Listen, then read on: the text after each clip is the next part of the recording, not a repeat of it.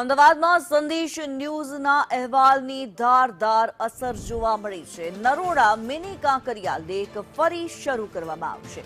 PPP ધોરણે ચાલુ કરવા માટે આયોજન કરવામાં આવ્યું છે. છેલ્લા 6 વર્ષથી બંધ પડેલું ગાર્ડન ફરીથી શરૂ કરવામાં આવશે. આયોજનના અભાવે આ તળાવ ખંડેર થઈ ગયું હતું. એજન્સીને શરત મુજબ પ્લોટ આપી કામગીરી કરવામાં આવશે. નવી કમિટીમાં કામગીરીને મંજૂરી અપાશે. હિરેન રાવલ વધુ વિગતો જણાવી રહ્યા છે. હિરેન, સંદેશ ન્યૂઝના અહેવાલની ધારદાર અસર, નરોડા મિની કાંકરિયા લેક ફરી શરૂ કરાવશે.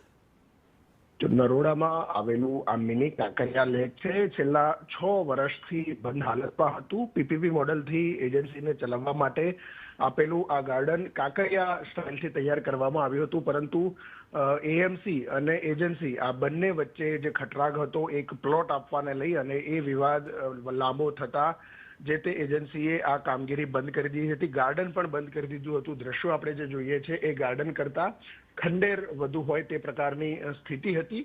હવે કોર્પોરેશનની નવી જે ટીમ આવી છે એ નવી ટીમમાં આ ફરીથી ગાર્ડન શરૂ કરવા માટેની હિલચાલ શરૂ થઈ છે. જે પ્લોટ નિયમ મુજબ આપવાનું હતું એ વધારાનો એક પ્લોટ એજન્સીને આપી આખું ગાર્ડન ફરીથી શરૂ કરવા માટેની ફાઇલ છે તે હવે ચલાવવામાં આવશે.